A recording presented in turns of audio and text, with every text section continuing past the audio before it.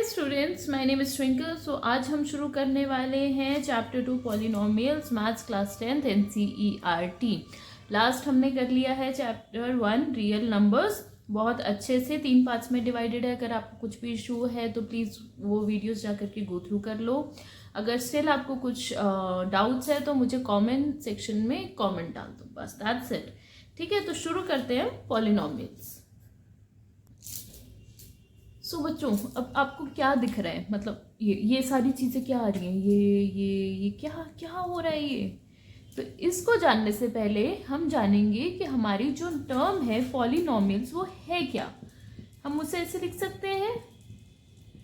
ठीक है, हमने ना इसे डिवाइड कर दिया है समझने के लिए कि होता क्या है। पॉली का मतलब होता है मैनी, ठीक है।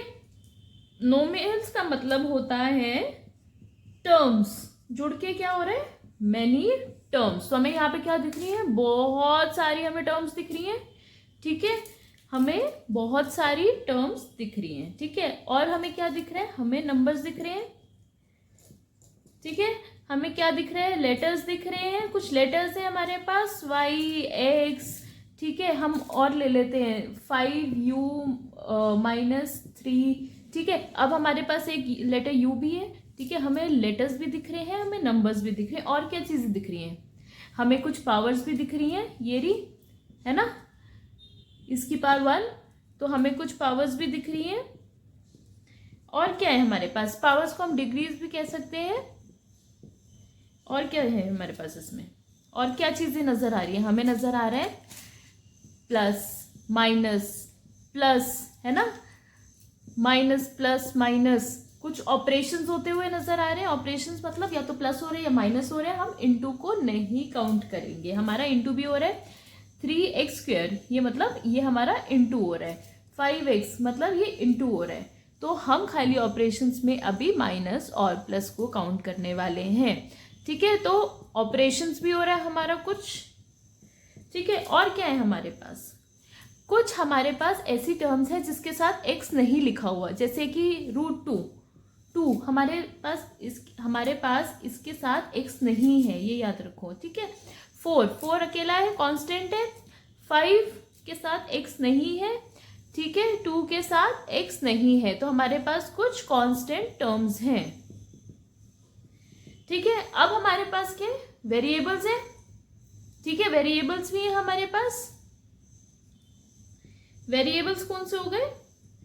जो वैरी करते हैं।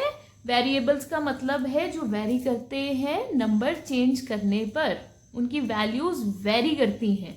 तो वो हमारे क्या हो गए? एक तो हमारा हो गया y, है ना, ये वेरिएबल्स हो गए हमारे। यहाँ पे x हमारा वेरिएबल हो गया, यहाँ पे u हमारा वेरिएबल हो गया, यहाँ पे x हमारा वेरिएबल हो गया। तो यहाँ पे x हमारा वेरिएबल है, यहाँ पे x हमारा वेरिएबल है। तो हमारे वेरिएबल्स भी हैं, ठीक है। तो अब हमें क्या पता चला? हमारे पॉलिनोमियल्स की एक इक्वेशन में हमारे पास नंबर्स होते हैं, लेटर्स होते हैं, पावर्स होती हैं कुछ, ठीक है, जिन्हें हम डिग्री भी कहते हैं। ऑपरेशंस होते हैं, ऑपरेशंस मतलब प्लस माइनस, ठीक है। वेरिएबल्स होते हैं जिनकी वैल्यू चेंज होती रहती है। तो ये हमारे पॉलिनोमियल्स में आते हैं। एक इक्वेशन में ये आपको मिलेंगे सारी चीज़ें, ठीक है। हमें ये चीज़ समझ आ गई, ठीक है। अब चलो एक एग्जाम्पल लेते हैं। हमारा 3x² है प्लस 4x माइनस 5। हमने कहा था poly means many, poly means many, nomials means terms, many terms, ठीक है। अब हम इसमें क्या देख रहे हैं? हमारे पास तो बहुत सारी टर्म्स हैं, तो मतलब ये पॉलिनोमियल है ना, है कि नहीं? ठीक है, चलो अब आप मुझे ये बताओगे 3x - 1 + 2 ये हमारा पॉलिनोमियल है या नहीं है? आप मुझे कमेंट करके कमेंट सेक्शन में बताओगे, है ना। और अगर ये है तो ये क्यों है, अगर ये नहीं है पॉलिनोमियल तो ये क्यों नहीं है पॉलिनोमियल, ठीक है। चलो इसके बाद हम डिस्कस करते हैं स्टैंडर्ड फॉर्म पॉलिनोमियल की। हमारी जो स्टैंडर्ड फॉर्म होती है वो होती है ax² plus bx plus c।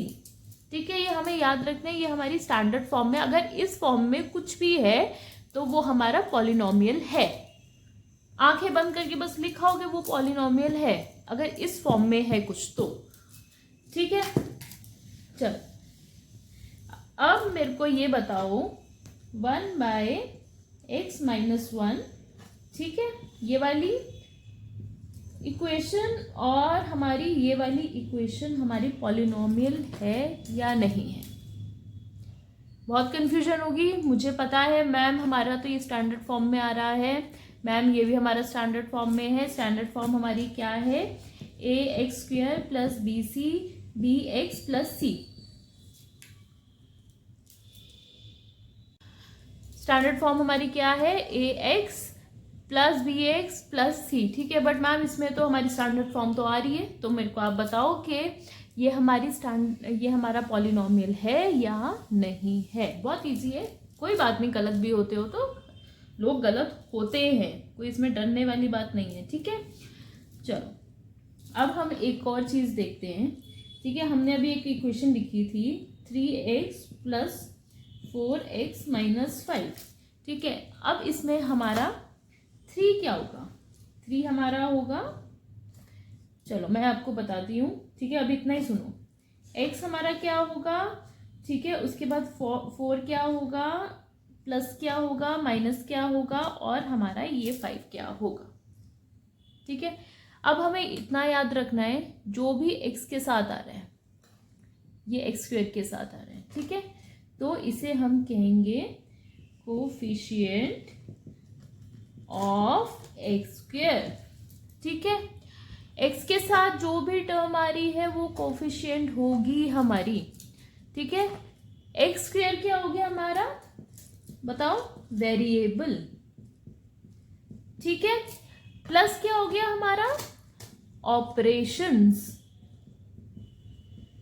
ठीक है, 4 क्या हो गया अब हमारा, कोएफिशिएंट ऑफ x। जितनी भी टर्म अगर x के साथ आ रही है, सुपोजिंगली हमारी 3u² प्लस 5u प्लस 5 हमारी ये वाली होगी, तो ये जो 3 होगा ये हमारा कोफिशिएंट ऑफ u², 5 जो होगा कोफिशिएंट ऑफ u।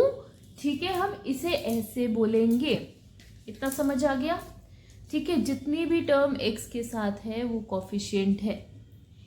ठीक है, माइनस क्या हो गया, ऑपरेशंस। अब 5 हमारा कोफिशिएंट क्यों नहीं है, क्योंकि हमारा उसके साथ कोई x नहीं है, नहीं है ना, x खाली है 5। ठीक है, अकेला बैठा हुआ है तो वो हमारा कांस्टेंट है। 5 ही रहेगा, 5 चेंज नहीं होगा। 2 ही रहेगा, 2 चेंज नहीं होगा। 1 ही रहेगा, 1 चेंज नहीं होगा। कांस्टेंट होगा वो। ठीक है, जो वैल्यू है वो वही रहेगी। बस हमारा जो x² के साथ है या x के साथ है या x³ के साथ होगा, ठीक है, वो हमारा होगा coefficient, coefficient of x², coefficient of x। इतना याद रखना है, बहुत इजी है।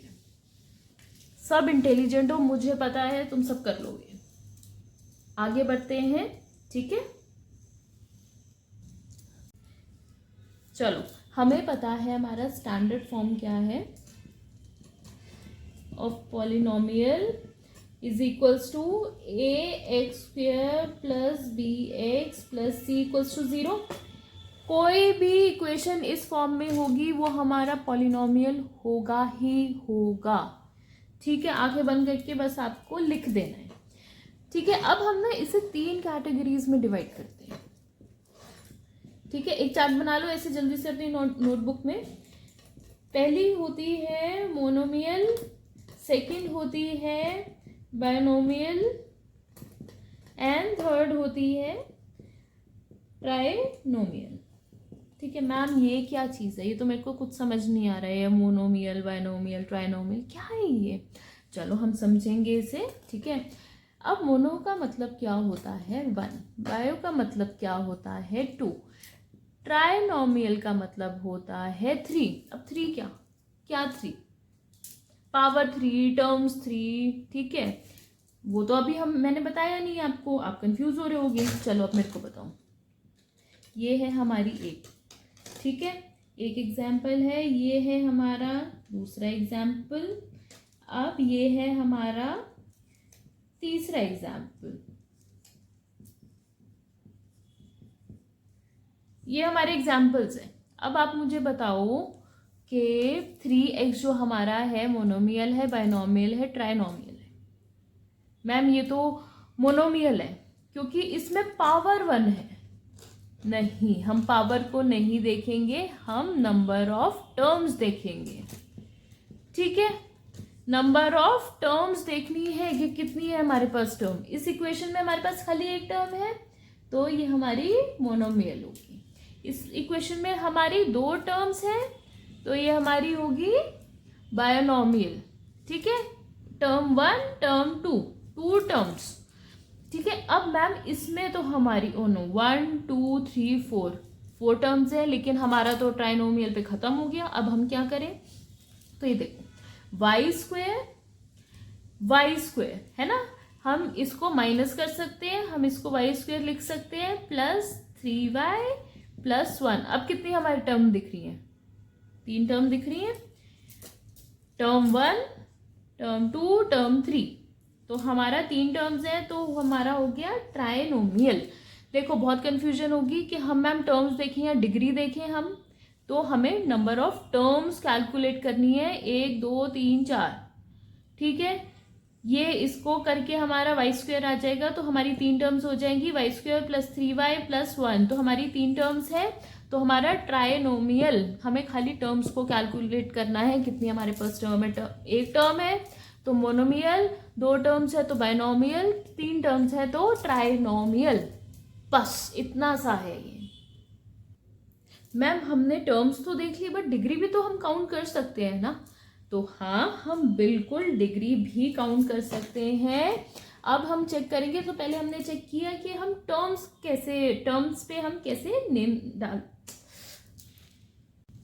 मैम अब